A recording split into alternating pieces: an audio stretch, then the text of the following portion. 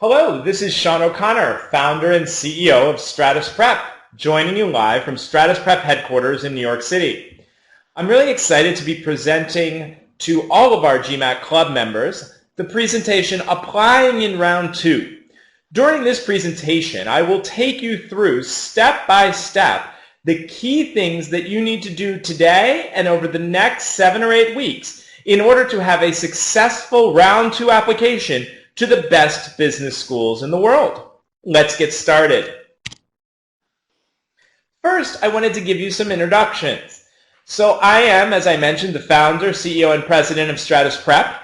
I graduated from Harvard Business School, where I was a Baker Scholar, graduating in the top 5% of the class. I also did a law degree at Harvard. In addition, I'm a summa cum laude graduate from Georgetown University, and I've previously worked with a number of leading corporations, including McKinsey & Company and Lehman Brothers.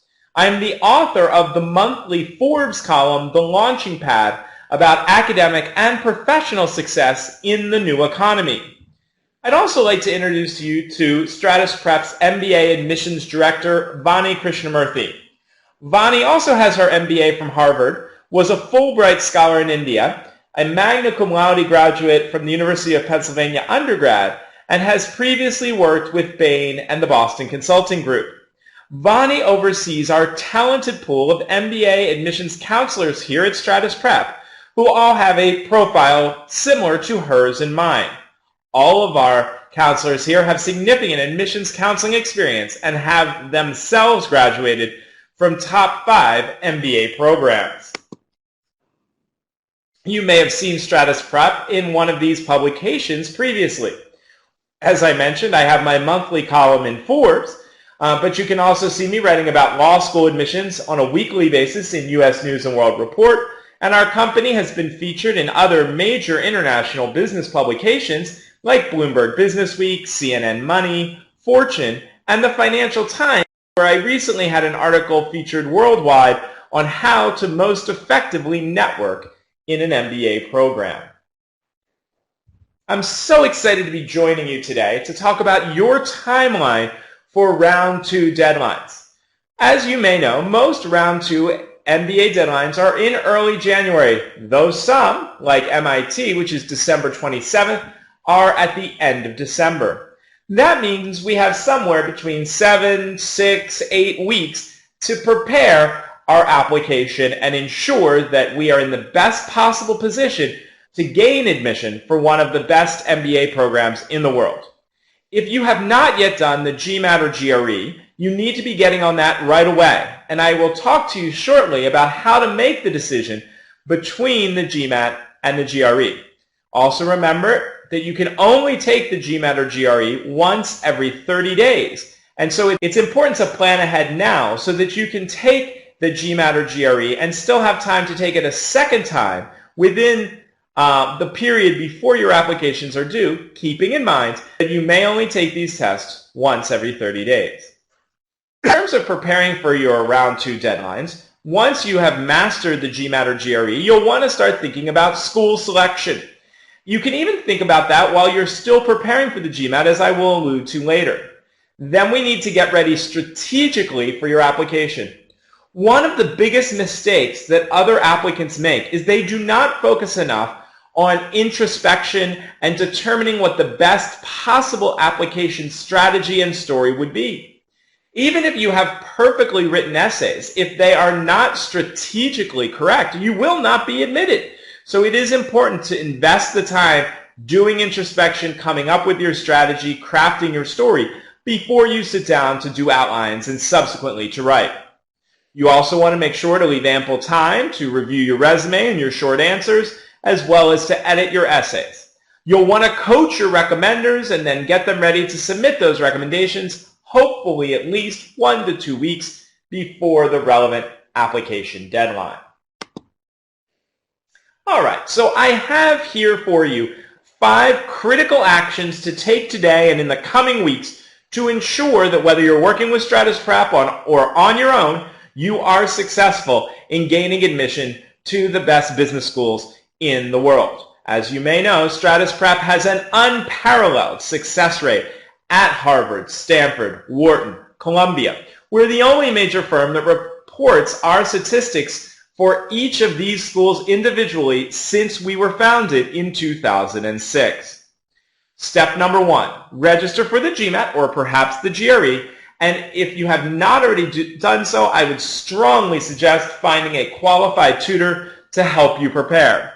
Certainly, you can prepare for the GMAT and GRE on your own, but time is now of the essence, and having the help of a qualified professional tutor is really going to move you forward in your preparation. I really believe that tutoring is a better alternative to a class because a class has to talk a little bit about every topic on the exam. But chances are you're losing most of your points just in a couple of sections or parts or question types within the exam. A tutor can help you to hone in on those areas of concern and really excel. So we're going to start by talking about registering for the GMAT and finding a qualified tutor to help you prepare. So as we talk about taking the GMAT, the first decision you have to make is whether you want to take the GMAT or the GRE.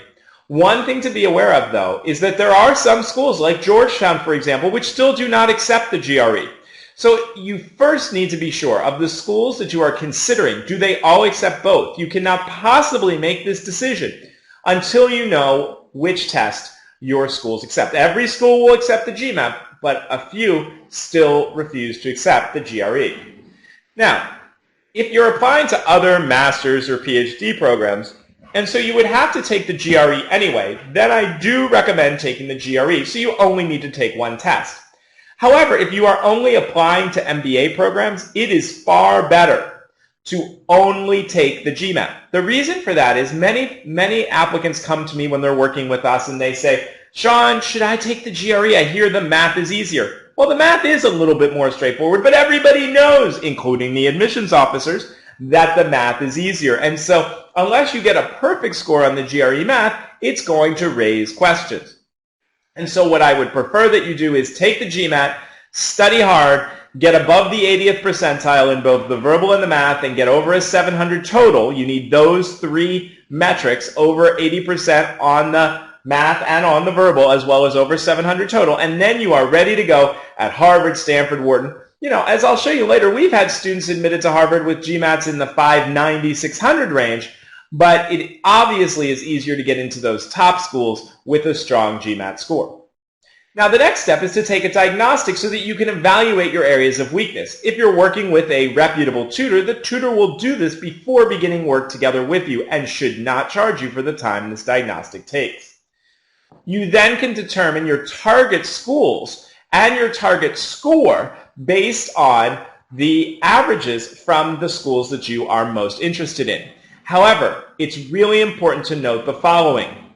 If you are coming from a particularly competitive pool, for example, you're a male working in finance in New York, or you're an engineer coming to us from India, you will need to do better than the average at a given school. Okay? Now, that doesn't mean you have to get 750 or 780. I have all these folks come to me and they say, I'm in this really tough demographic group. Do I have to get a 750 or above? No. But if the average at the school is 690 or 700, you're going to want to be in the 720, 730 range just to have a little bit of a buffer, because remember that the average is the overall average, not the average just for your demographic.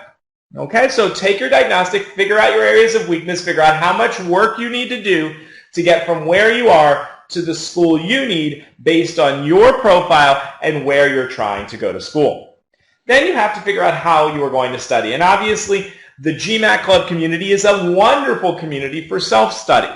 But you also want to consider, would a class be helpful or would tutoring be helpful? And as I mentioned, especially at this late date, when we need to get to work immediately on both the GMAT and the application preparation, I think a tutoring in combination with self-study is the most effective and the most efficient way to get that score that you need, because it will allow you to focus on your unique areas of concern, and it will also allow you to get individualized attention. But you have to be so careful out there.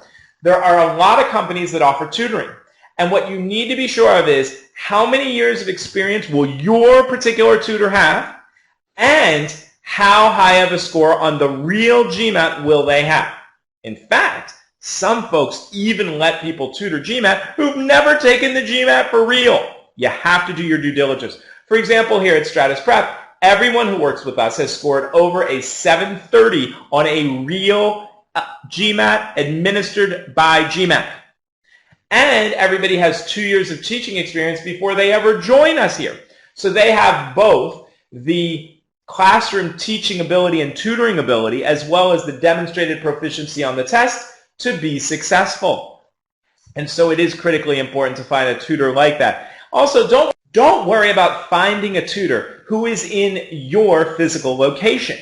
That's not the most important thing. Here at Stratus Prep, our expert tutors using our digital Blackboard capabilities work with students all over the world, from Asia and the Middle East to Africa to Europe and all throughout North and South America. Our tutors right now are helping folks score into the 700s. In fact, 80% of all Stratus Prep students do score in the 700s. The only continent where we have not helped somebody with the GMAT would be Antarctica. And if you're down there in the cold continent below listening, we'd love to help to round out all 7 continents.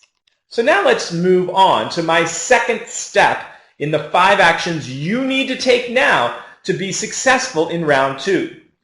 Develop your distinctive admissions strategy. And this is really where working with experts like the admissions experts here at Stratus Prep can be helpful to you.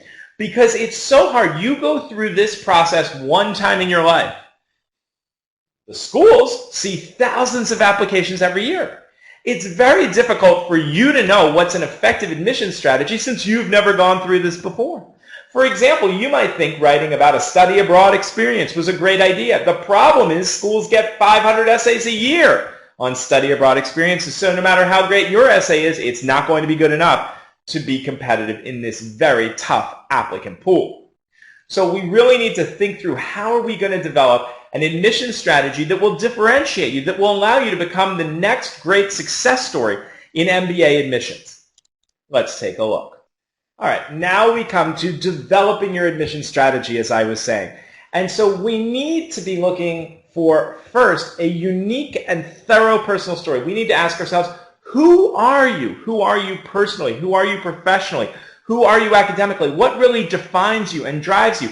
What are your short and long-term goals? What are your career ambitions? And if you say, I want to be an investment banker or I want to be a management consultant, don't even waste the money on the admissions fee you're not going to get in. Okay? That's one of the big myths. Sure, many people graduate from MBA programs and go into investment banking and go into consulting. But if you put that down, that puts you in the worst possible situation because you're competing with everybody else who is just this big monolith who's saying they're all going to do the same thing. You need to have something differentiated, something that really pops, something that really separates you from all the other candidates. And one of the most important ways to do that is to come up with an authentic but really creative and unique short and long-term goal that is way more impressive than just, I'm going to be a consultant, I want to work at a strategy consulting firm, I'm going to be an investment banker, I want to work in banking, I want to work in finance. We've got to be way more creative, strategic, and thoughtful than that. You also want to think, what makes me a good colleague and how am I going to change the world? And by changing the world, this does not need to be changing the world in the sense of that you are going to start a nonprofit. Apple has fundamentally changed the world, yet made perhaps more money this decade than virtually any other company. So think about how are you going to positively affect change in the world, which may very well be through a for-profit enterprise. Next, we got to convince them to hand over a spot in their MBA class. So why do you want to go to business school? And why do you need to go to business school? And why do you need to go to business school next year? Those are the questions that you have to ask yourself and that your application must answer. You also have to ask, why is this particular program that I'm targeting a particularly ideal fit given my unique background and my career aspirations? You need to seal the deal. It needs to be that you have a really unique short and long-term goal that is authentic to who you are, to who you've been, and to who you want to be. It needs to be that in order to reach that short and long-term goal, you absolutely need an MBA education and you absolutely need it next year. And then if you really want to get into those top schools, if that's really your committed goal, you then have to convince them of why only their program would allow you to attain those goals given your background. Then we've got to talk about what is your GMAT score, but as I'll show you, this is a hurdle that can be overcome. What is your college GPA? I've helped numerous individuals with sub 3.0 GPAs into the top schools in the nation. So if your GMAT or GPA is low, then you've got to give the reason for that. Also, they're going to want to know what kind of work experience do you have and have you been promoted? That's all critical information. All right, so next, before you start writing, we got to sit down and develop our admission strategy. This is the mission critical step. If you fail here, no matter how well executed this strategy is, if the strategy is weak, you will not be admitted. All right, now we come to my third action that we must take if we want to be successful in round 2 starting right now. We need to start rebuilding or strengthening those relationships with our potential recommenders. Some recommenders are people that we see each and every day, and of course that's totally fine. But other recommenders are maybe someone from a former job who we haven't talked to in 6 or 12 months. Maybe in certain specialized cases, it may be a professor from college. For example, for the third recommendation for Harvard, we have seen this to be a very smart thing to do. And so we have to think about contacting our potential recommenders. In some cases, that's just going to be strengthening existing relationships. In others, it may be a little bit of rebuilding of relationships from the past. Let's get more detail here on the next slide. So, how should you go about contacting your recommenders? Step 1, sooner is better. As soon as you are clear on your admission strategy, but not before, you should contact your potential recommenders. But when you contact them, you want to be able to convey to them, okay, why you're going to business school, how this fits into your past, how this fits into your future plans. Next, as you think about contacting old bosses or old college professors, remember that they may be out of town for much of the summer as well as much of the holidays. And so we always want to contact them sooner rather than later. This time of year, what we have to be worried about is the holidays. And so we need to reach out to them hopefully before Thanksgiving, which is just a few days away. Next, you need to choose recommenders who are intimately familiar with your greatest accomplishments and your strengths on the job. We want to also take into account their personality and their writing style because business schools expect over-the-top strong recommendations. Okay, they have to be really, really strong and over the top. Okay, if they're not, that's going to be inadequate. Okay, we are looking for recommenders who are going to speak to how you are one of the best. That we are looking for recommenders that are going to say that you are one of the best students or employees that they have ever supervised in their entire career. You also want to have backup recommenders. At least 1 or 2 people that you already have in mind and that you're already in touch with who you can leverage. Maybe you're applying to 6 or 7 schools and you don't feel it's appropriate to ask that many people to do recommendations for you. Then you need to utilize these backups. Okay? They may only be working at your safety schools, or maybe if something happens in the personal life of some recommender or the professional life of one of your recommenders, they may have to do all of your schools, but you want to have these backups. You also, and this is something, when folks work with Stratus Prep, we spend hours on, is you need to own your recommenders. You need to coach them on how to give the best possible recommendation. What are the schools looking for? What specifically did you do? What are the examples that they can include and illustrate? And when folks work with us here at Stratus Prep, we actually give you templates that you fill in and that we work with you to edit so that your recommender has everything they need to help you into the very best school. Because if you don't help your recommenders help you, again, you're not going to be successful, especially in round 2. This is a competitive year. We need to do everything we can to help our recommenders help us. Now we come to step 4. Finalizing school selection so that then you can know exactly which essays you have to write and when your deadlines will be. Hopefully, you can do this before you take the GMAT if you've not already done so, based on your practice test scores and your GPA and your work experience. Remember, the GMAT is just one factor. A lot of people overestimate the GMAT. It is important, but it is not the #1 factor at any school in the world. So make sure that you don't wait until mid-December, take the GMAT, and then try to write all these application essays. The application essays at virtually every school are number one, most important criteria, followed by recommendations, and then at the top schools like Harvard and Stanford, followed by GPA, and then GMAT and all of the other components. So let's talk about finalizing that school selection. So there are 4 things you want to consider when selecting schools. Obviously, brand name is important to all of us, okay? But how important is the brand name, and which brand is really important? Because just because the Financial Times says a school is rated number 3 and US News says they're rated number 6, that doesn't tell you if that is a brand that is going to be appreciated in your specific world or your specific industry landscape. So you have to find out, and this is something, again, where admissions consultants, whether it's Stratus Prep or another firm, can really, really help. We can tell you in finance, these are the schools that have the best recruiting. These are the schools that in finance are most heavily respected. We can tell you in marketing. We can tell you in nonprofit management. We can tell you in entrepreneurship. We can tell you in accounting, every different field, operations. We're able to help you figure out not just what are the overall ubiquitous rankings, but given my particular interest, where I want to go in my career, where I want to work, the firms I want to work at, the countries in which I want to work, what schools should be at the top of my list. Next, how about specialization? Some schools, like Harvard Business School, are very general. The entire first year is practically a core, and then you do some specialization at your choice in the second year, but you could do very little specialization.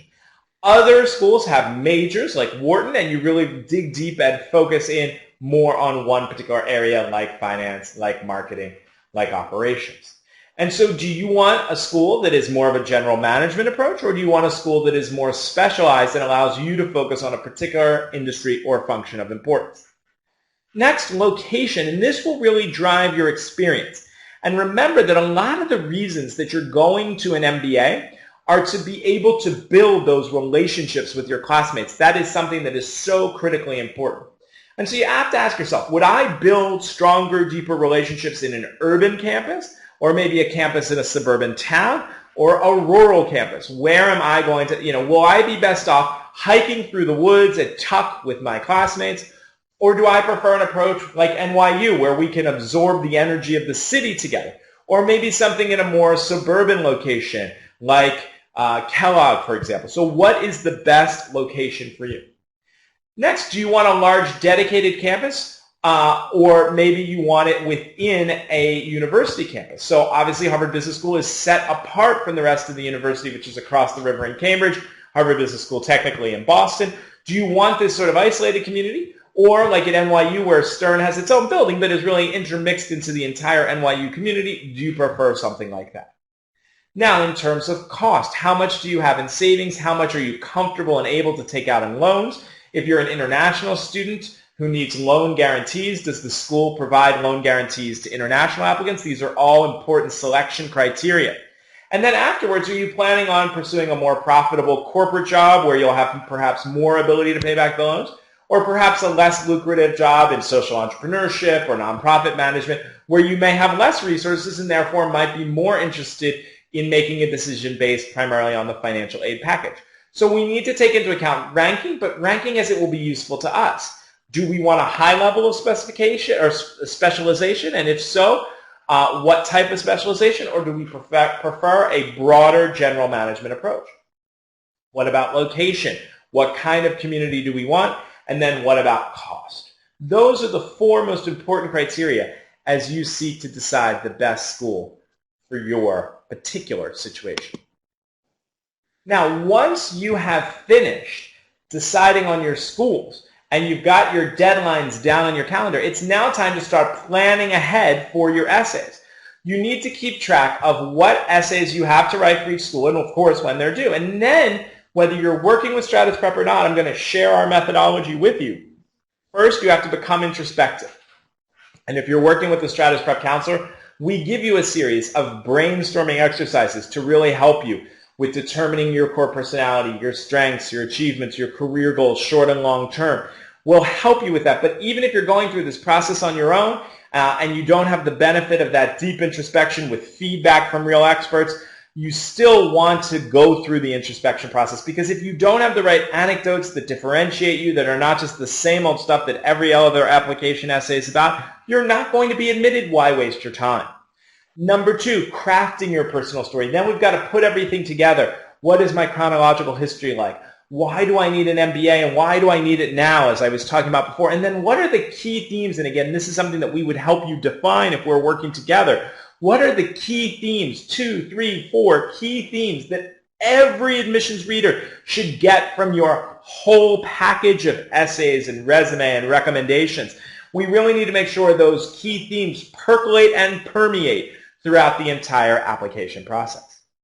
Number 3, outlining your essays. And remember, we want to customize these outlines for each school, because every school is going to have its questions. And every school, even if the question is the same, so many schools have, tell me why you want an MBA and tell me your short and long-term goals. But how you answer that for Columbia should be different from how you answer that for NYU. Not in terms of your goals. You obviously want to stay authentic.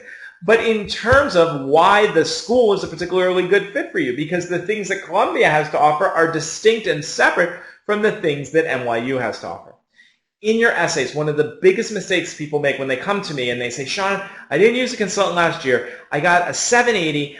I have a 3.9. Why didn't I get into any of the top 5 schools? And you look at their essays and it's just general dribble. There are no concrete examples that really demonstrate why and how they would get into the school of their choice, what they would bring to that school, how they have demonstrated excellence in the past. You must use concrete examples. It is all that admissions readers believe is the examples. Let them draw the conclusions. You don't have to draw the conclusions. If you do a good job showing, then you don't have to tell. Prepping your recommenders, as I talked before, this is absolutely critical. You have to give them bullet points. They're going to be asked specific questions, 4 or 5, 6 specific questions, and you need to suggest for them, remind them of projects you worked together on, where you made specific and unique contributions, what weaknesses you have addressed in the past, because they're going to be asked about that. And you need to have a really professional approach to assisting your recommenders. And then it's time to sit down and find your inner voice and write. And use all of this information, all of this strategy that you've been putting together and working really hard. You need to bring all this together and use it in a way that's really, really, really compelling. Now, don't let anybody, whether you're using a professional consultant or you're just having friends and family read your essays, don't let anybody take away your inner voice.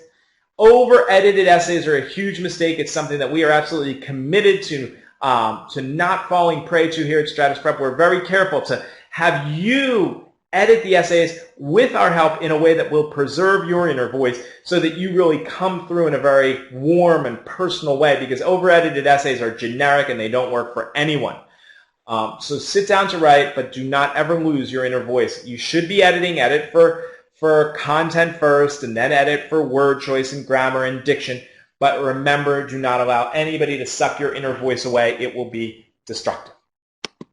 Finally, we need to review your resume to see if there are any gaps that in the next couple of months could be addressed. There's not a lot of time here, but sometimes there's a gap here or there, and there's something we could do. Maybe you've been involved in a particular organization, but you've never taken on a strategic leadership role, and there's an opportunity available. You should seize that opportunity to show both progression within the organization, but also that you have the capability to be a strategic leader outside of the professional realm.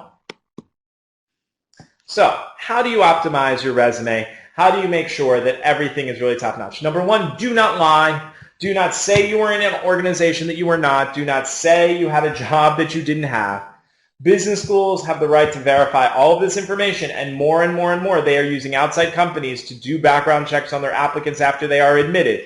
So keep your resume accurate in terms of information, in terms of your academics, your employment history, your extracurriculars, start dates, end dates. Please do not fall victim to this. It is really one of the biggest mistakes you can make in the MBA admissions process, and it can not only jeopardize your chances now, but it can jeopardize your chances forever and your career, because you will have lost the ethical confidence of the admissions committees. Make sure that you show through your resume how you give back to the community, and as I was mentioning before, ideally you have headed up some strategically significant project. If not, let's see if you can do that. But we want to make sure that we head up some strategically significant projects in our volunteer work, both to show a passion for supporting our community and our leadership skills. Next, it's so important to have leadership positions, whether in school groups or committees at work or associations outside of work. And if there's no leadership positions available, then take the initiative. Be an entrepreneur. Be an intrapreneur.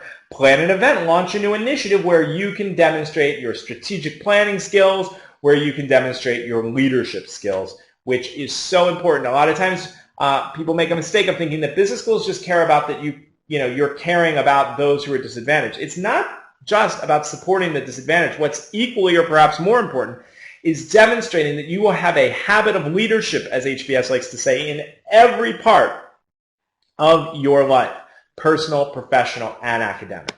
All right, so I wanted to show you some case studies here because sometimes people don't believe the importance of the application materials, the essays, the resume, the recommendations, the short answer questions, how compelling those have to be, but how compelling those can be to get into the schools of your choice. So let's first talk about Alex, 3.7 from a small liberal arts school in the United States, 670 on the GMAT, that's a little bit on the low side. He was a male, 4 years in finance, so those numbers are not particularly exemplary for that demographic, but look at the results with our help here at Stratus Prep, helping him prepare his application, helping him prepare his recommendations. He was admitted to Harvard and Columbia.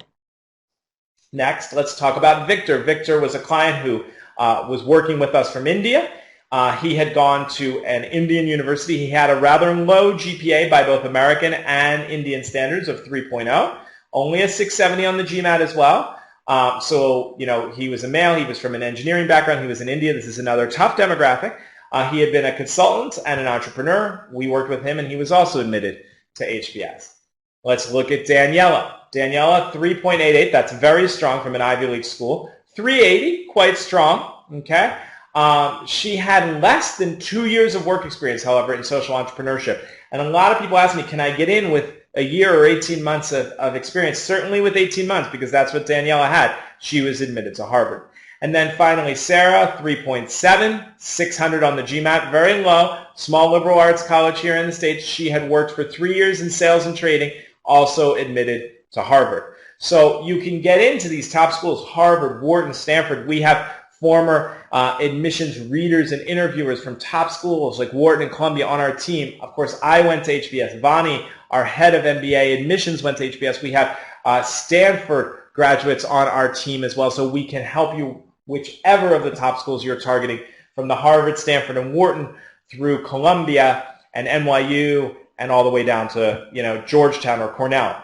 But we have worked with applicants who had similar profiles who were admitted to all of the top schools. So, a lot of times, especially on fora like these, people wonder, does it really make a difference which admissions firm I work with?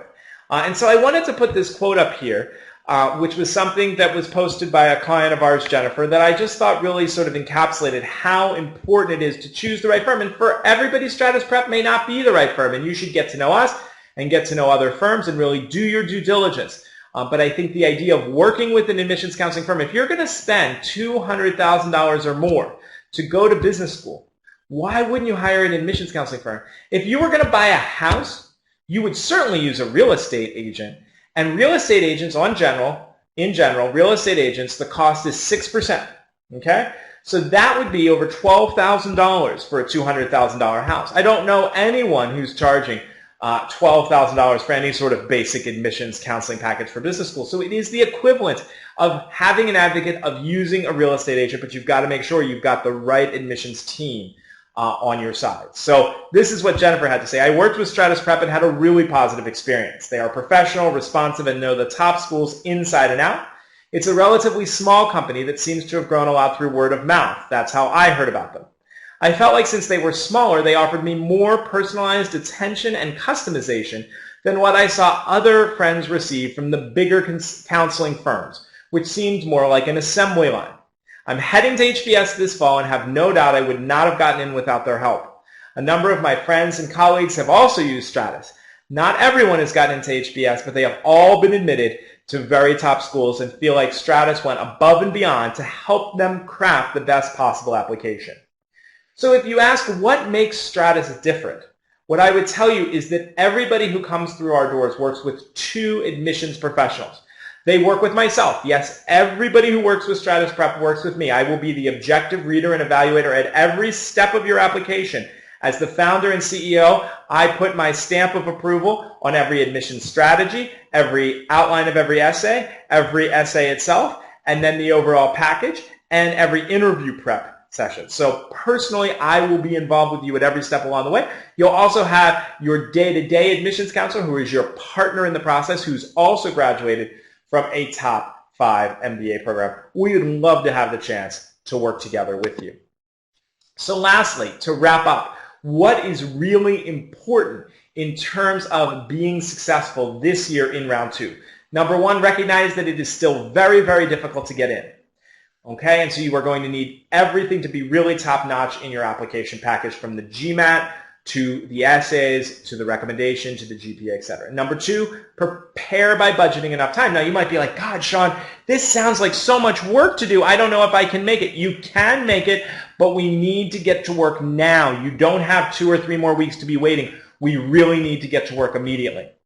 Decide if you're going to use an admissions counselor as soon as possible, because if you do use an admissions counselor, we can only help you so much as you give us the time to help you. If you'd like to sign up with Stratus Prep, you do get 10% off of either our GMAT preparation, our GMAT tutoring, and or our admissions counseling. You can use the discount code GMAT Club Webinar. I'm also happy to do a consultation with you. Now, this is a free consultation, which you can sign up for either by emailing us at consult@stratusprep.com or giving us a call at 212-307-1788. However, in 30 minutes, I'm not going to be able to solve all of your admissions problem. The consultation is really best for someone who's considering working together with Stratus Prep, so that we can advise you on what we would do if we had the opportunity to work together. When we work with our clients, we spend hundreds of hours with each applicant getting them into the best possible position. So the 30 minutes would be more a way for us to share with you what kind of individualized plan we would develop for you. But if you're looking to apply this year in round 2, we got to get to work immediately. So please reach out soon. 212-307-1788 or email us at consult@stratusprep.com. This is Sean O'Connor, founder and CEO of Stratus Prep, joining you from Stratus Prep headquarters in Manhattan. I look forward now to taking your questions on the Facebook wall. So please send us lots of questions. We're really excited to answer them, and I am so excited to have a discussion with you this afternoon. Thank you.